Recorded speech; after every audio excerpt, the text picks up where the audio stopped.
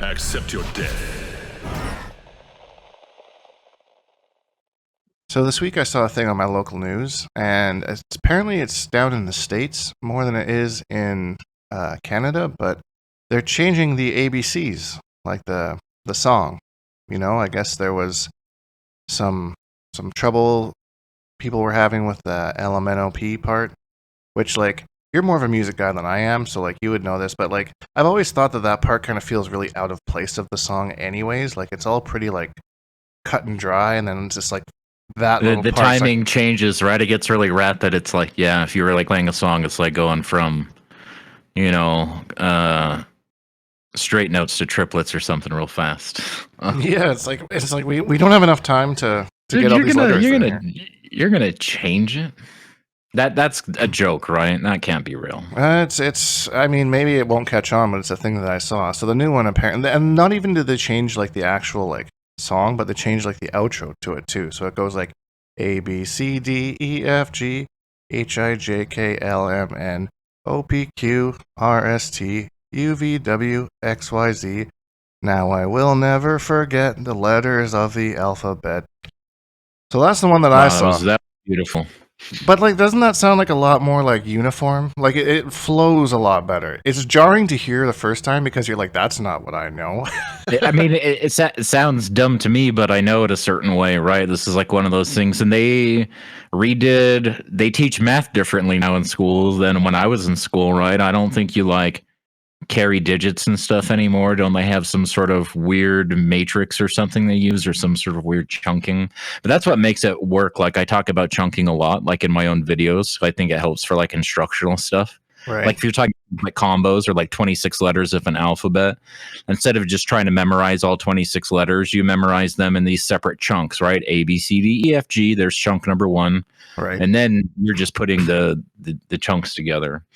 But yeah, it does sound like more uniform, but it sounds less memorable because it's less melodic, right? Without LMNOP, like that sort of thing. That's like a really rememberable part and like a milestone in it, when you're a second grader whenever you're learning this sort of stuff. So whatever. That is interesting, but it was. I actually conducted a social experiment to see at work like what people's reaction would be to this, and the amount of people that were just like so angry about it was hilarious. Like it's a song that has like zero like effect on your life, and people were just like, it just seems so arbitrary, right? Like, is this really so debilitating to young human development that we've got to change? Like, how long has the song existed? I don't even know. I don't know. The generations. The alphabet song does not hurt my feelings and has zero effect on my life, so I don't really care. If they make it easier for kids, sure, that's cool. But I mean, I don't know. I just thought it was interesting. Like, why now of all times?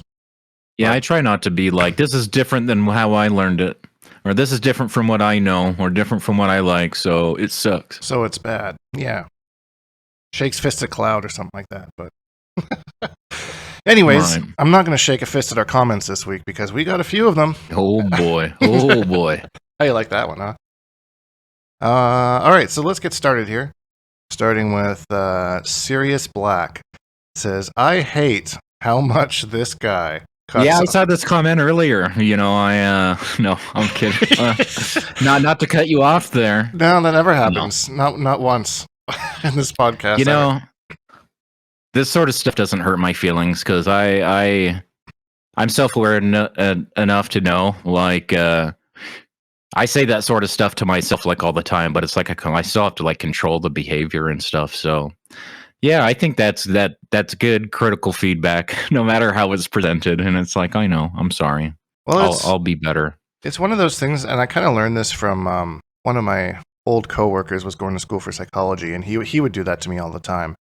And then eventually he learned that like he had ADHD, and one of the things with ADHD is that like if you don't get that sentence out, it's lost. Like you will not remember it. So I'm trying to be mindful of that when I'm like talking to people that will like they're getting a thought out and maybe I try to say something and then they just keep going. I'm like, oh, if they don't get that thought out, it's lost. So like I'll let you finish it. I'm totally cool with that, Right, and there's a flip side of that too. I definitely suffer from that, but the flip side is that it's a sign of like not act like it's not an active conversation. It's not like active listening, right? Like when people get so focused on what they're going to say next, they stop listening to what you're going to say, and they're looking for a pause or an opportunity to just start talking about whatever they're thinking about. You know what I mean? Yeah. So yeah, there's definitely a couple sides to that.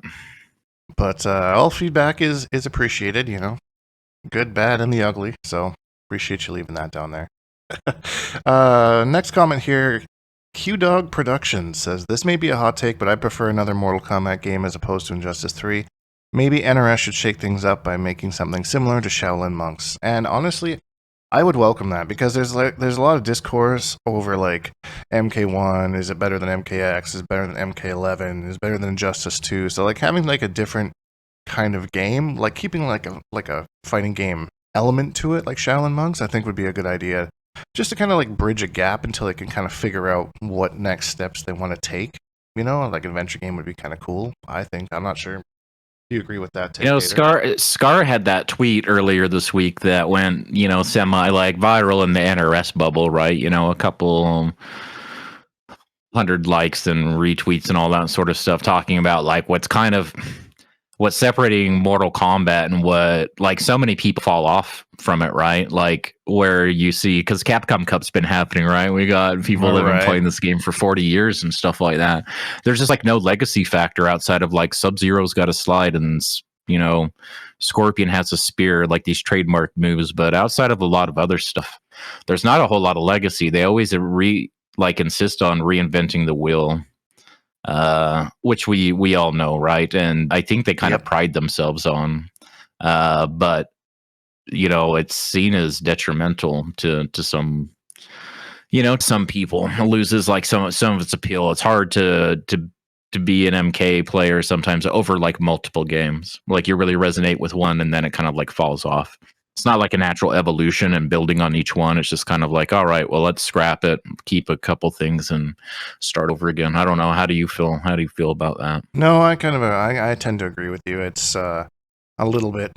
Yeah, they mix it up a little bit too much each time, but there is some legacy, like you say, like Sub-Zero Slide, Scorpion, Ice Ball, Johnny Cage, down twos, back fours, 50-50 throws, all the things that you can always count on being in every Mortal Kombat game. Yeah, so there's like there's those types of things, but I mean, I wouldn't necessarily say all of them are good what they keep around, but I mean, they just like from variations to custom variations to cameos, like things like the huge elements of the gameplay that they change every single game.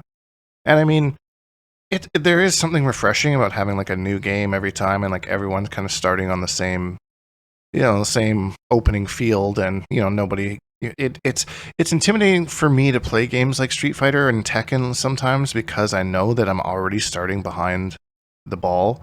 Like I don't know the strings, and people would be like, "Oh yeah, Yoshimitsu has had this string for 20 years, so like I know how to deal with it." But like I'm instantly feel like I'm at a disadvantage because like I don't know what that string does, and somebody else will already know how to deal with it. So there is kind of like a refreshing element to me to each game being a little bit different, where you don't feel as intimidated that you're starting behind the 8 ball, kind of a thing, if that makes sense.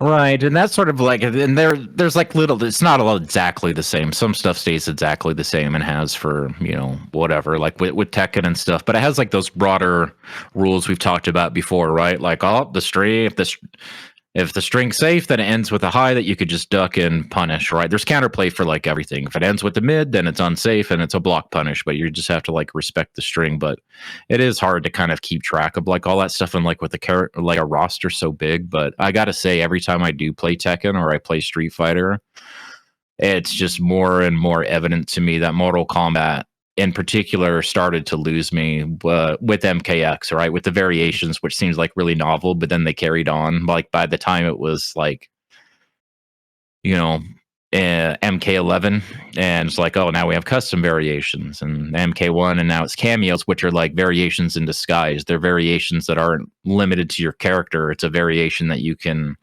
put on any character in the roster, right? So it's kind of like a different take on custom variations. You know what I mean? Yeah. I don't really like that.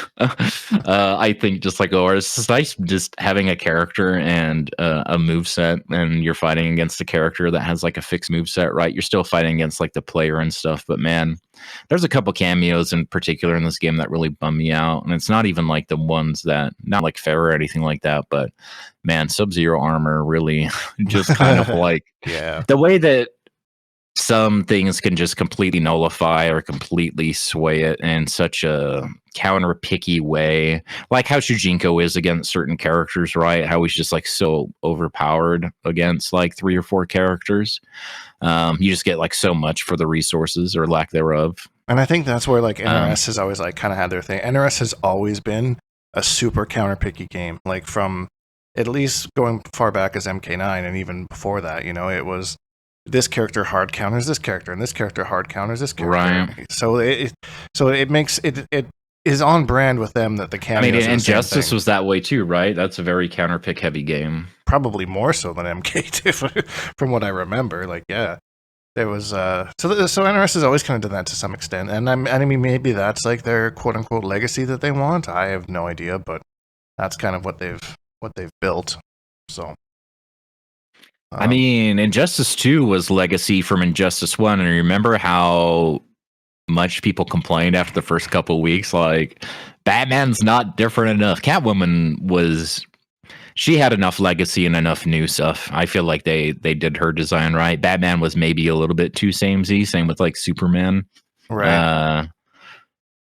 Things like that where people are just kind of like, yeah, this just feels like I'm playing Injustice 1, like in a fancier game. Catwoman would be like the epitome of doing the legacy well. Like, she was pretty low tier in Injustice 1, and then she was like not top tier, but like top of the mids, I would say, in Injustice 2. And they didn't change a whole lot about her. She still had that annoying ass jump 2 and back 3, but they changed her moves enough and switched up her trait so that she was a viable character, and she was a threat while not ultimately like overhauling the character. You know, I thought they did her changes very well.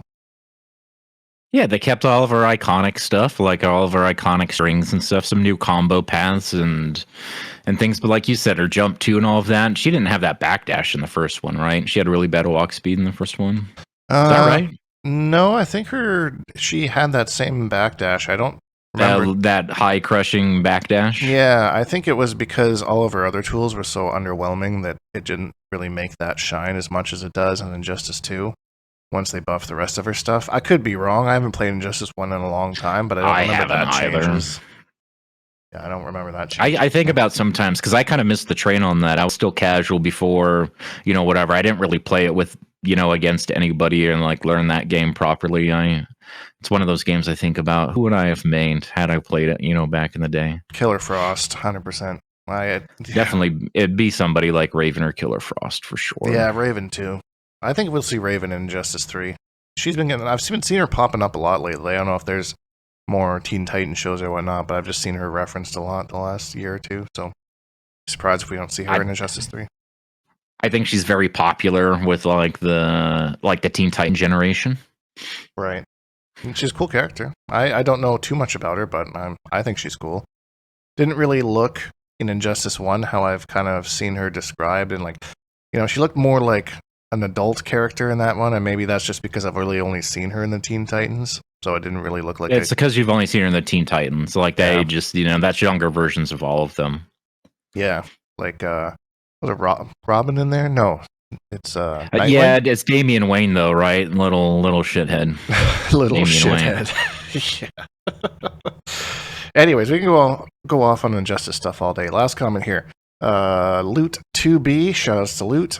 Bro, I was at Viennality and I'm so MK coded right now that I thought the first words of the intro were frame data. I went back and listened to it and I don't hear it, but hey, good on you, Loot. Well, what were the first 2 words? I don't remember. Of the intro. I don't remember. I had to go back. I'd have to go back and listen to it again. But I remember I listened to it like a couple times after I read Loot's comment. And I was like, I don't hear frame data there at all. I don't know. I mean, maybe you're just hearing everything as frame data, after going there. But it's cool that like an event like that, because I know Loot hasn't played Mortal Kombat in like almost a year, I'm pretty sure.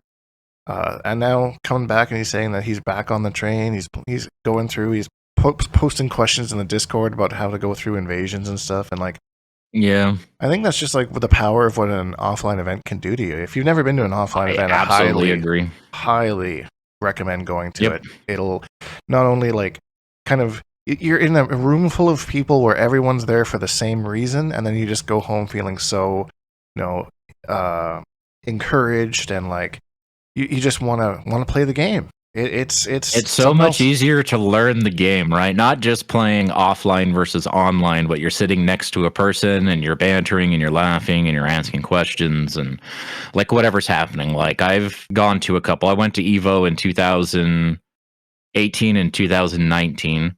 So the last year of Injustice 2 and the first year of Mortal Kombat 11. And both times walked away feeling like like your little level up chart. I don't know if you've seen this. People like graphically represent how people like learn things, right? And there's lots of plateaus, rapid little, increases of learning, and then you've got big plateaus, and that's what players find so frustrating. It's always like in those plateau areas and stuff. But like going to these offline things, I always feel like better in general. Like just think about the game like differently.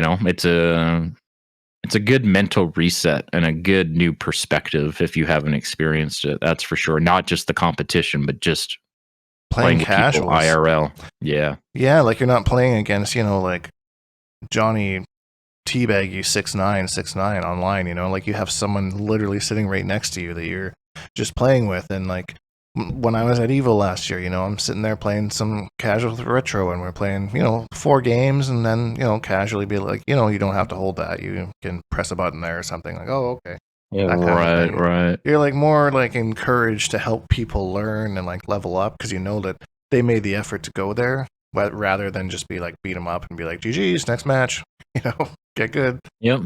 So yeah, definitely good experience. Viennality, we were lucky to have 2 Mortal Kombat Pro competitions back to back. MK1, I gotta say, watching that top 8 was character diversity. Like, holy crap, so many different characters were used there. It was really, really fun to watch. Even though you did I told have, you it was going to be sweaty, right? It was going to be a bloodbath, and it absolutely was. 100%. You had like Katana, Takeda, Havoc, Sindel, like Sector Sonya, which I thought was kind of a crazy pick from Foxy Grandpa until I saw some of the things that he was doing, like getting armor off of armor combos in the corner with Sonya's kind of square wave, like stuff like that, like super cool stuff.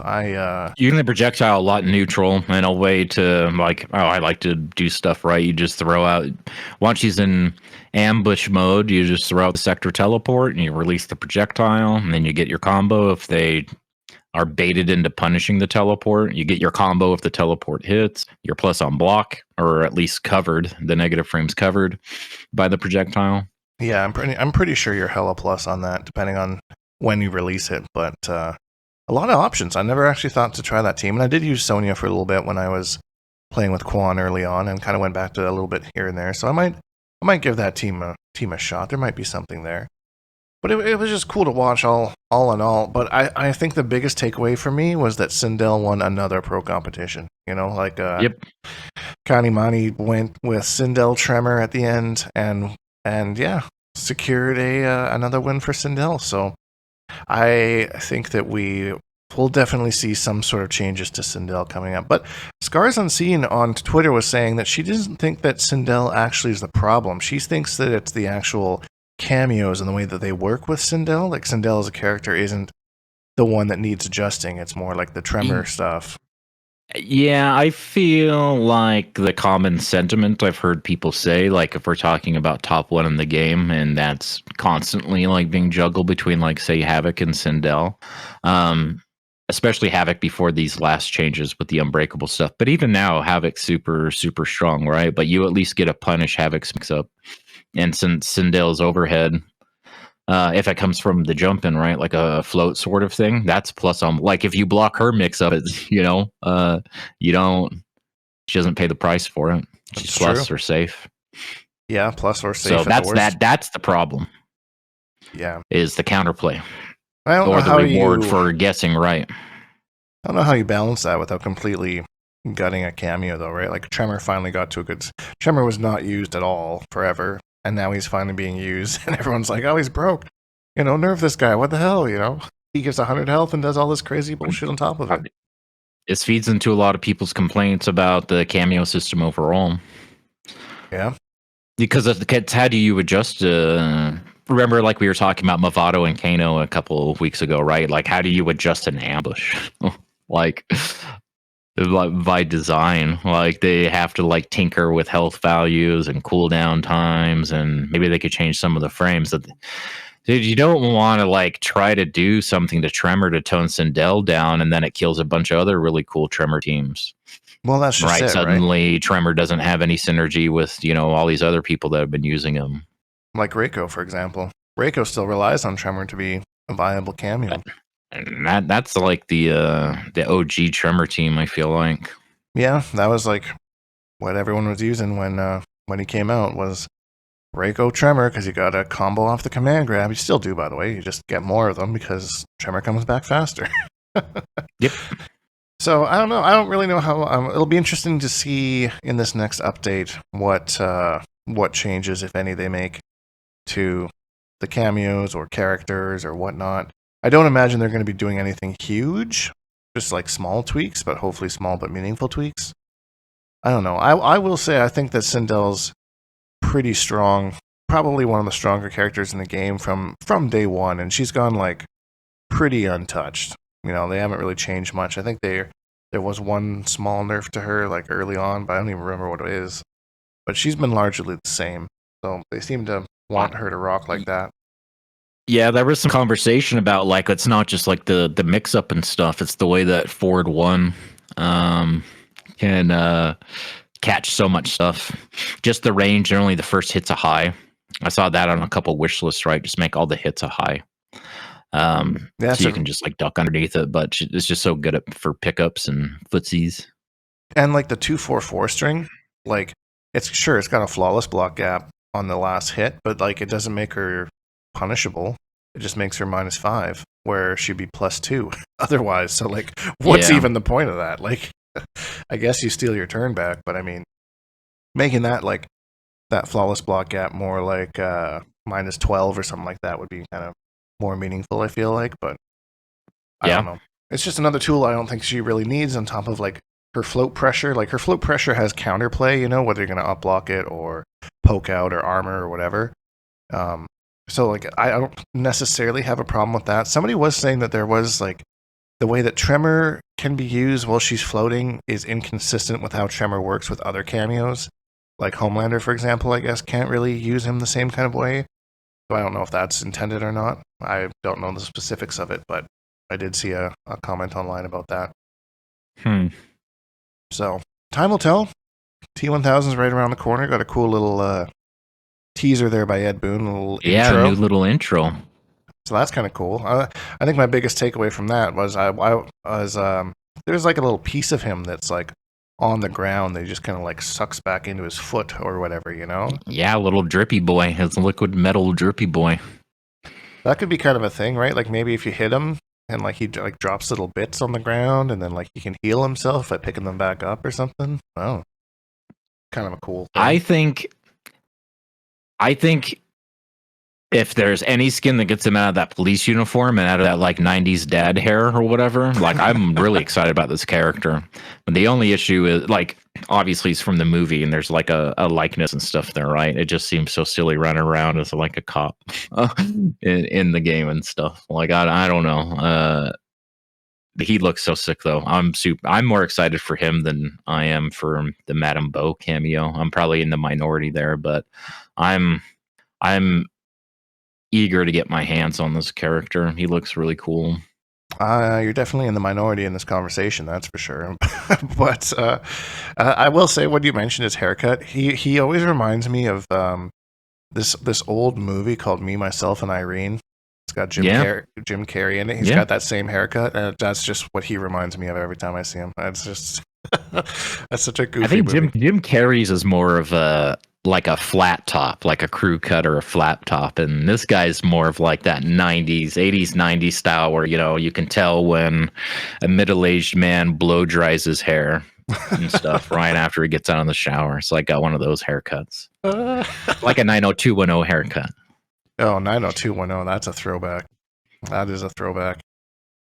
But like you said last week, he doesn't talk a lot in the movie, right? So what are they going to do about, all these lines and intro quotes? And they just, made him like a very passionateless, emotionless, robot talking very literally about stuff. And so far, like we've got the 2 intro quotes. I think they sound fine. I think he's cool. They're all right. I'm curious. I was trying to look for something because Ed Boon is very cryptic. And, when I watched that little clip with him against Sub-Zero, it was... I don't know, it was a pretty generic sounding intro, so I was trying to look for anything else that might be kind of hinted at in there. And the only thing I saw was kind of a little piece of metal going into his foot, but Boone. Yeah, I think you're looking too deep into that. I do as well, unfortunately, but I'm always looking for stuff. Always looking for hiding stuff, So yeah, that's what they like to do. We saw it with the Floyd thing. Stuff hiding in plain sight. Yeah, hiding in plain sight. Other than MK1, I went back and I watched the other Mortal Kombat games that happened at Viennality, and man, what a joy it was to watch MK9 again. Like, just straight up, no variations, no cameos, no. It's so simplistic, but yet so fun to watch. It's like, you know exactly what each character wants to do. Johnny Cage is going to forward 3, Sector's going to throw his missiles, And it's amazing how after all this time not playing the game, I still know, like, some of the properties of the strings. Like, I still know, like, okay, that's plus. Like, okay, that's really negative, things like that. Even though I haven't touched the game in forever, and I don't know the exact frame data, but I do remember it enough to be like, yeah, I remember that's plus. That's a safe plus unblock overhead launcher, So Ketchup won, right? Ketchup did win with Noob Sailboat, if you can believe it or not. Went Sector for the majority of it, and then Azerbaijan was clearly ready for that matchup. Sent Ketchup to losers, and then Ketchup went with Noob Saibot and ran all the way back. It was very entertaining to watch. Good character diversity, too, in that one. Of course, Johnny Cage was one of the stronger characters in that. We saw a little bit of Cyrax, no Quan Chi. I think we saw some Reptile. Any Cabal? No Cabal, actually, that I can remember. So that was kind of interesting. I know that character is like super duper high execution, but super duper rewarding for it. So maybe nobody wanted to spend the time to do instant air gas blasts. Maybe in pools or something. Yeah. I didn't see the pools, to be honest. I didn't see any of the MK9. I caught a little bit of MKX, but I didn't see any of the MK9. The MKX, I saw some pretty lady. Yeah. And yeah, there was Leatherface in the top 8. There was Demo Sonya. There was Ermac with Too Easy. Yep. Katana, Star Charger. A little bit of Swarm Queen, Deborah. Man, that game is like, it is so fun for me to watch. But like, as I'm watching it, I'm like, yeah, that's plus. Yeah, that's plus. Oh, that's a fun to blockable plus.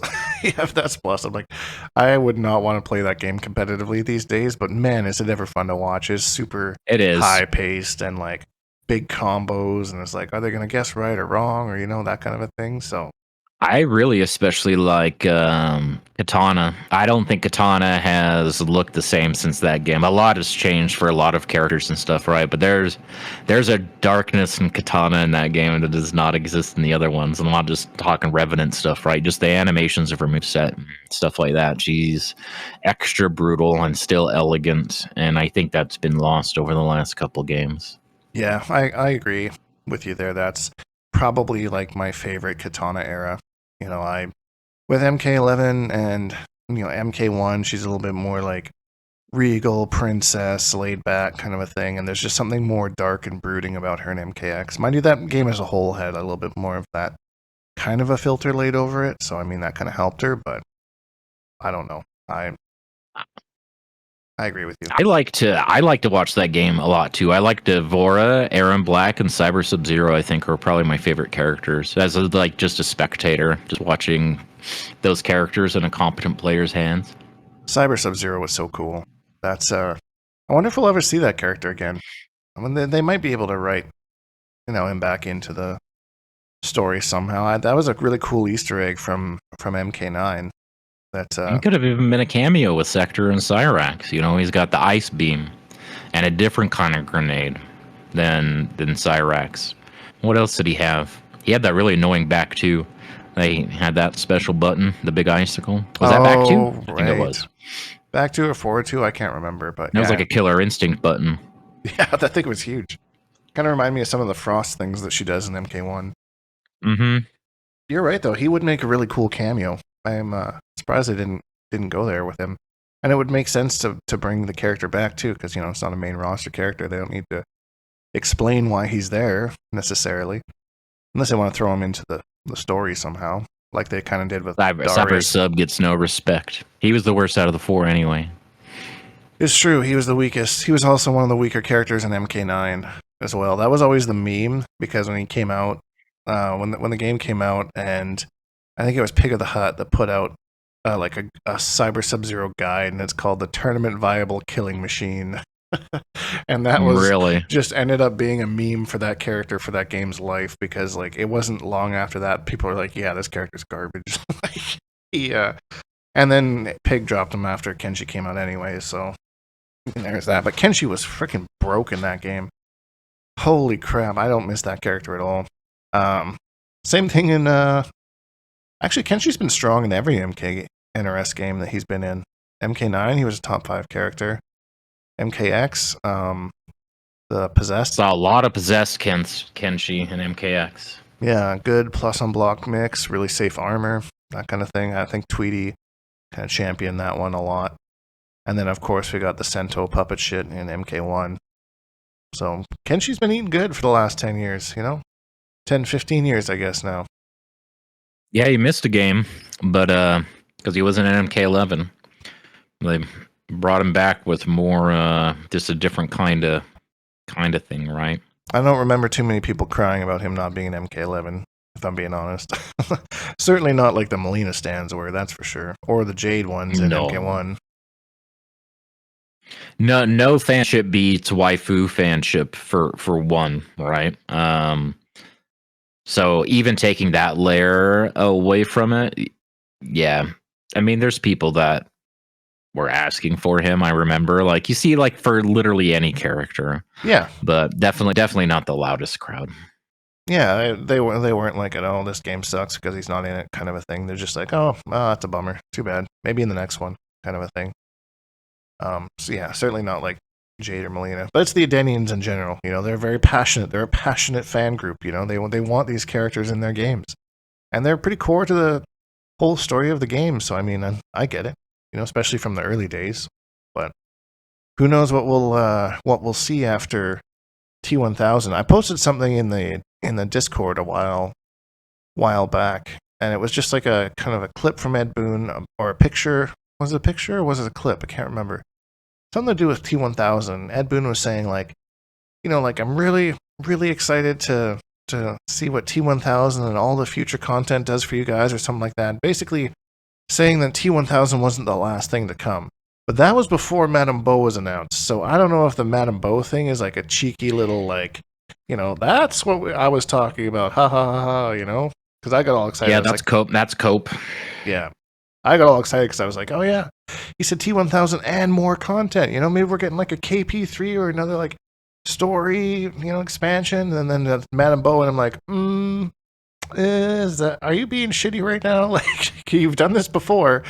So, like, that's what you meant, which is still cool. Like, don't get me wrong. Like, I'm pretty stoked for Madame Bo as a cameo, but I mean, that was my copium going on for that. So we'll see if we get anything more from NRS. But yeah, I mean, it's not long until, when does T1000 come out? It's just it's Tuesday, right? Yeah, the 18th. Hold on, let me look at the 18th is the official release, but there's a week of early access, right? So early access starts Tuesday, I think. Okay, I'll have to confirm that. The 11th? I wasn't sure if early access was 18th or if the 18th was the actual launch date. Anyway, either way, it's just around the corner, so it'll be cool to see what what comes with The that. matter of time before they have to set expectations for something, right? Whether it's new content or whatever. Yeah, I mean, to be honest, at this point, like I would be okay with just welcoming, getting into a new game cycle. I feel like MK1 is totally fine as it is. It's a great game. Feels like the most balanced it's ever has been. There's a couple outliers, obviously, but nothing that seems too broken. But I wouldn't be too, brokenhearted if they're like, all right, we're working on the next one now. It had a good run. I wouldn't be mad. What are you going to do with your time? You're just going to play MK1 while they make the next thing, just for the next couple years, if they don't even add anything to it, or what are you going to do? That's a wonderful question that I was unprepared to answer. Maybe I go back and I revisit all the NRS games. Maybe we do like an NRS roundup. That would be kind of a cool thing for like. I would love to go through MK9 with you, and like for someone that didn't play that game competitively at the time, just go through the characters and just explore and be like, hey, hater, so this is Johnny Cage. Johnny Cage does this, this, and that. We don't like Johnny Cage. I own the game. Remember, we played it a little bit on Steam with the Rio patch, the community patch. Oh, yeah, that's right. I forgot about that. While we were waiting for MK11. There's a video on YouTube somewhere of me flopping around with Sindel. I can't remember who you played. You jumped around a little bit. Baraka and Shang, I think. Yeah. Maybe Quan. I have a lot of fun playing Cabal just because like I can do those cancels and they're fun to do, even though I'm not the greatest at execution. For some reason, I enjoy doing the Cabal stuff, and the instant air gas blasts are super fun, super duper fun. I always like that matchup too because like Quan Chi, when he does the trance, he like leans down underneath the fireballs, and like you can trance Cabal while he's trying to zone you out, and it's a good feeling when they don't realize that that's a thing. Right. Yeah, we could go through that. I still have it. One of the key holders in Steam. So yeah, because it disappeared, right? It went down off the Steam store, and you can buy keys on eBay, and I guess there was an influx on Amazon recently for whatever reason, but it's not listed in the store anymore. Yeah, I heard it had something to do with their licensing for Freddy Krueger ran out or something, so they couldn't sell it anymore. So that was the speculation I heard, and I think everyone just kind of ran with that, like it made sense or something, but I don't think they ever said. I don't think we'll ever know for sure. It's how people try to make sense of it. It would be cool to go through Kratos as well, but I don't think I'll ever be able to play that character again, since I don't have a PlayStation. Nor do I have a copy of that game on PlayStation, but the character was pretty fun. And then like, doing like a run through all the NRS games, like going through Injustice 1, that would be a lot of fun. Seeing you try and pick it up like Killer Frost or Raven, or having to look at all those faces though. Come on, that is an ugly game. That is an ugly game. Because MKX was the first time they MKX was the last one. Injustice 2 was the first time that they were actually modeling after actual faces, like they had the camera technology, right? And were just like molding things digitally, and that's why there's so many really whack faces in MKX too, like Katana, maskless Katana. Oh god, her win pose. That might be just that's on par with like Chun-Li, Marvel vs. Infinite before they buffed the way she looked. It looks really haggard for whatever reason. The original, the OG Supergirl win pose. Yeah. The camera's just straight down at her. Like, yeah, that's I kind of forgot about that. They implemented face models in like, was it Justice 2, I think. I gotta say, out of all the games though, for whatever reason, MK11 stands out to me as being one of the better looking games. As far as the character designs and the stages and all that kind of stuff. It just it just pops out in my mind as being like, that was a good looking game. As shit as that gameplay was, it looked really, really good. Definitely a huge leap in graphical fidelity from even Injustice 2 to MK11. Yeah, it's that was such a huge leap for them. And MK1 looks good too. Don't get me wrong. I think that MK1, as it should be, is probably the best looking game, and especially with some of the stages. Because I think we were saying last week or the week before something about how like some of MK11's is like maybe over contrasted a little bit, and like they kind of tone that back for MK1, which is nice. It's more vibrant. There's a lot more color and stuff. It's like they overcorrected from like MKX stages and some MK11 stages. Right. But then they overcorrected again for a lot of those Havoc stages. Some of those are too dark, I think, and there's just not enough contrast. Like the maze stage, Yeah. the one with like the red lighting and stuff. It's like how does anybody even know what's going on in here? The maze feels a lot to me. Just I don't know why it feels very similar to Shang Tsung's laboratory. Maybe it's just like the brick background, but it just feels too much the same Z as that one, in my opinion. But not my favorite stage. I think the night market out of all the new ones is probably my favorite. Day or night. I agree. Doesn't really matter. And the soundtrack on that one is so good. It's so good. Love the OST there. I love Shang Tsung's laboratory. The left corner or whatever with the spiral staircase. That's just such a good looking stage. So much cool background detail.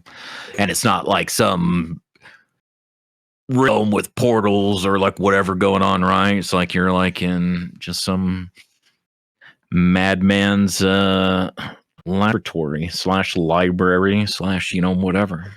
I remember when the game was like first announced and they showed like the couple renders of that and people just picking apart the stages, and that was one where people were going like meticulously on, like look at all the stuff in the background. What's on the chalkboard here? What's on these papers here? Oh, is that a centaur? Is Motaro going to be in the game? Like things like that, like I don't know. I remember that just being super duper cool. And that's like one thing I'm excited for again is like the release of a new game and all that hype coming back from like the game first being announced to seeing like the first gameplay trailer to seeing like the first trailer for the game, like all that hype and speculation. It's so fun to get wrapped up in that. And I think that's another reason why I'd be okay with like MK1, coming to the end of its life. Because it's had a rough go. We all know that. So like, I think it's in a good spot now to just like, let's move on to the next project. Now that I think maybe WB has figured out some of the things that were going on there. I'm not too sure about that, but I like that hype leading up and all the reactions and doing all that kind of stuff. It's fun. I do too. I hate waiting though. I hate waiting. And you think like say like they I feel like they're always working on the next project. As soon as this, by the time they're releasing DLC for the current project, I feel like there are resources being dedicated to the next one if it hasn't already started. Right. So who knows what the timeline would be? They had that kind of notorious 2-year turnaround time, like the stagger back and forth between MK9 and Injustice 2, basically the kind of back and forth they had like every other year.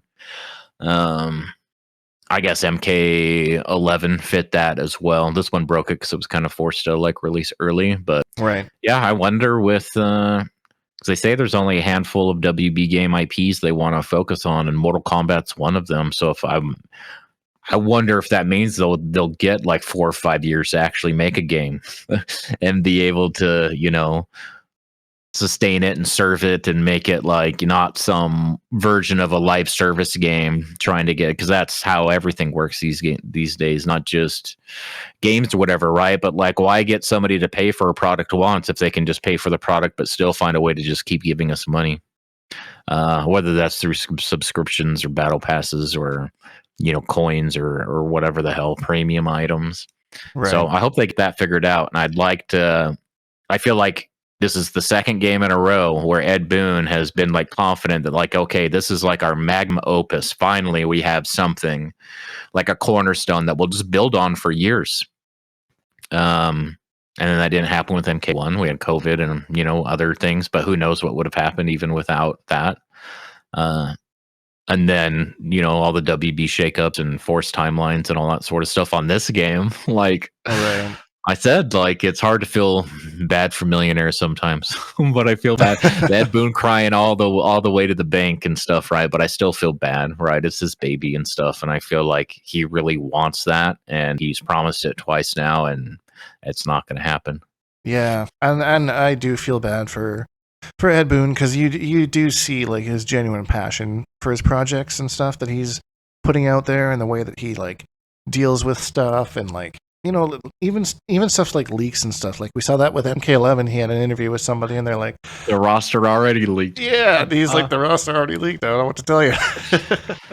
So I mean, that was like that rapid fire 100 questions thing, right? And that was one of them. Was like, "Are you afraid of the roster leaking?" The roster already leaked, and then it was like right on to the next question. That was definitely a meme. That was such a meme. Like leading up to the release of MK11. Yeah, no, that was that was really funny. I loved his reaction to that. And then it'll be a sad day when he retires and decides to not be a part of the projects anymore. And I think he'll probably stay on for as long as he can. But I mean, poor Booney Boy isn't getting any younger, so we'll see. I have no idea who would even take over for him. When I think of like the NRS team, like most of them are QA, and then you got like the community supports. Like I don't really know that there's no really like predecessor to Ed Boon that I can think of. They'll pick somebody, but I don't know. Who knows? Who works in that office and just is never in front of the cameras or vocal about like what they'd even do. I bet we'd see a big shift in,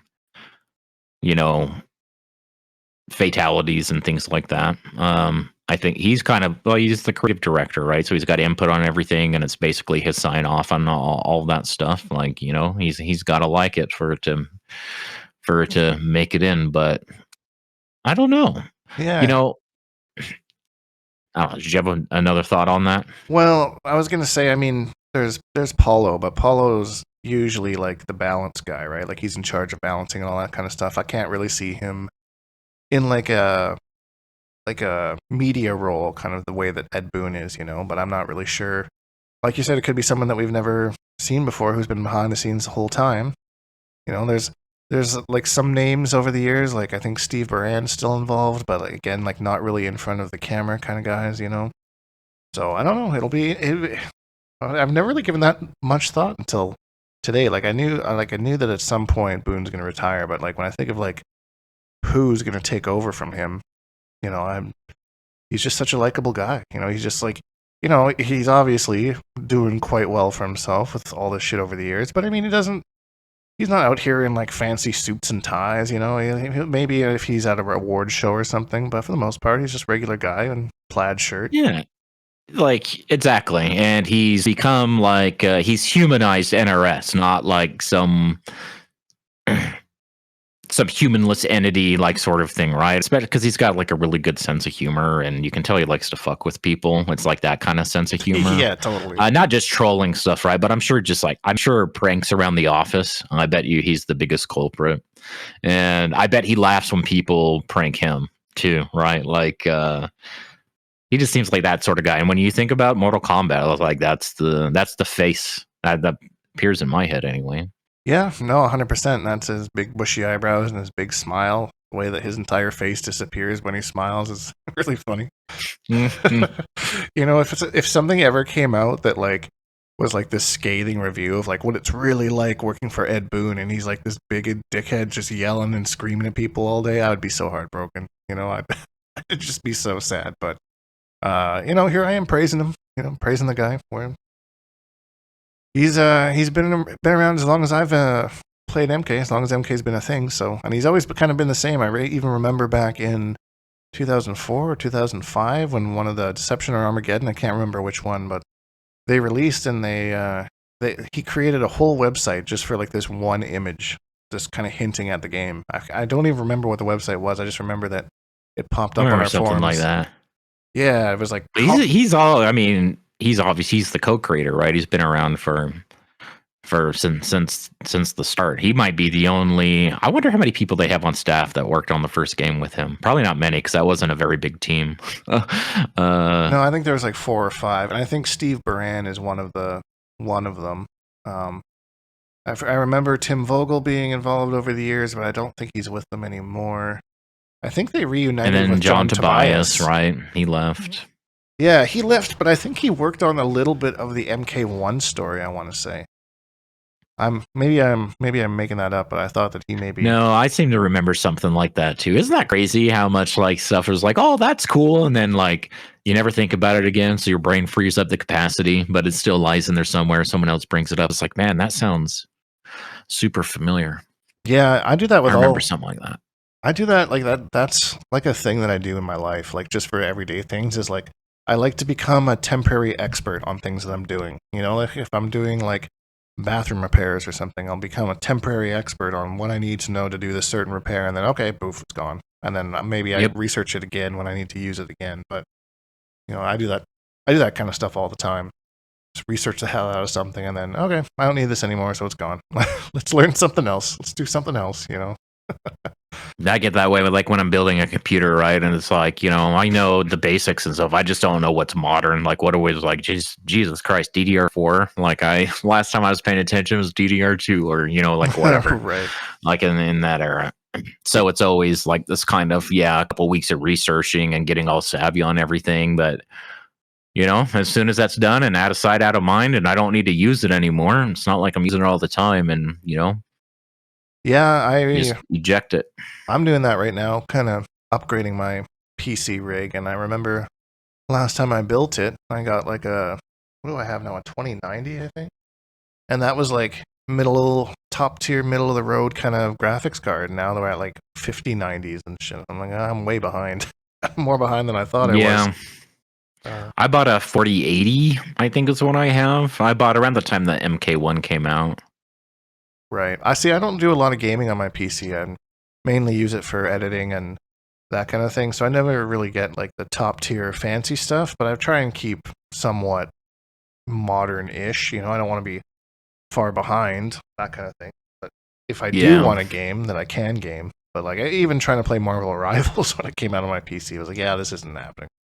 I'm just too outdated for that.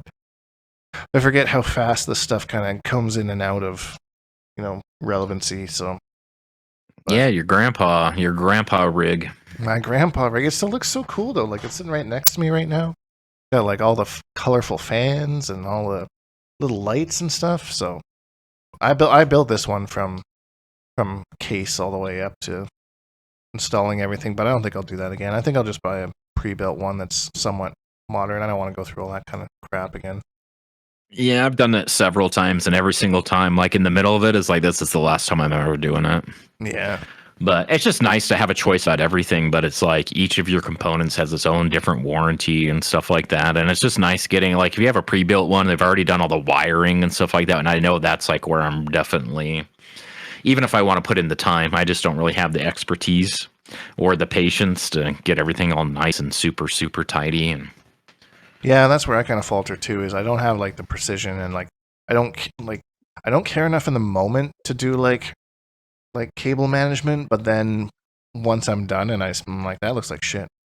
I should do something about that. And then it bothers me. And then I end up going back and doing it anyways. But in the moment, I'm just so excited to get it together that I'm just like, I don't care. This cable's a little loose, whatever. And then I'm looking at it I should have done something with that, you know? Yep. But who knows? Maybe next little while we'll get some updated Dink PC content here. But I think that's all we got for this week. So thanks everyone for listening. If you enjoyed this video, please leave a like. It really helps me out. And subscribe if you haven't. It makes new content almost every single day. Hashtag Bonehawks and all that stuff. See you, Bonehawks. The next video.